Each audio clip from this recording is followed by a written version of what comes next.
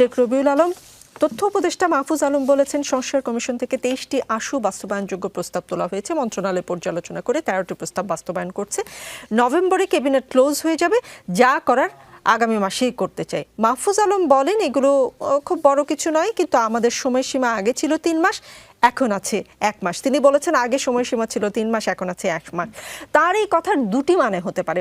মানে তিনি নভেম্বরের শেষে পদত্যাগ করছেন, এটা মানে হতে পারে, কিন্তু তিনি আমাদের শব্দটা ব্যবহার করেছেন এবং ক্যাবিনেট ক্লোজ হয়ে যাবে বলেছেন।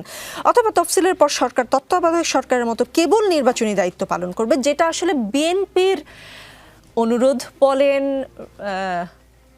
কি বলবো, পরোক্ষ প্রত্যক্ষ একটু চাপ বলেন, সেটা হতে পারে। তার মানে সরকার শেষ পর্যন্ত বিএনপির কথায় চলে বা বিএনপির অনুরোধই রাখলো, এরকম কিছু বলা যায়?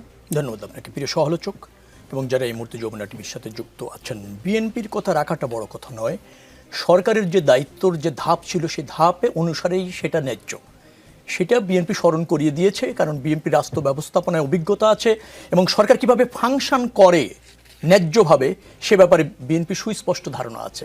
বিএনপি রাজনৈতিক দল হিসেবে সেটি কেবলমাত্র এই সরকারের, এটাও কিন্তু সহযোগিতার অংশ।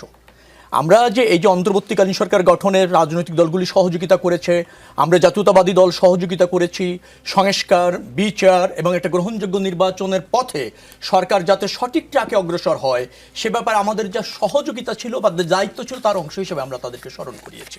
এবং সরকার নিশ্চয়ই রাষ্ট্র পরিচালনার যেহেতু দায়িত্ব আছে, তারাও বোঝে তত্ত্বাবধায়ক মুডটা কি, এবং অন্তর্বর্তীকালীন সরকারের আরও কিছু এক্সট্রা দায়িত্ব আছে যেটা তারা প্রায় গত 1 বছরের অধিক সময় ধরে করেছে।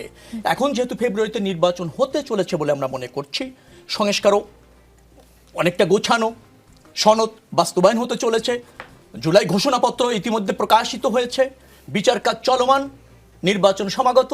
তো নির্বাচন সমাগত যখন হয়ে যায় তখন সরকারকে একটা তত্ত্বাবধায়ক মুডে যেতে হয়। আমার বিশ্বাস সরকার সেটা অনুধাবন করেছে এবং সেই লক্ষ্যে এগোচ্ছে। এটা বিএনপির চাওয়া না, এটা হচ্ছে দেশের মানুষের চাওয়া।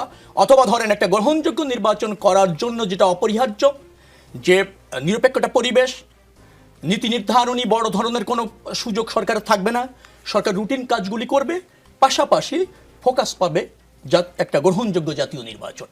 সেই কাজটি করবার জন্য বা সফল হওয়ার জন্য সরকারের যে সমস্ত প্রয়োজনীয়তা রয়েছে সেটা আমরা যেমন স্মরণ করিয়ে দিয়েছি, সরকার উপলব্ধি করে মাহফুজ আলম সেই লক্ষ্যেই কথা বলেছেন বলে আমার কাছে মনে হয়েছে।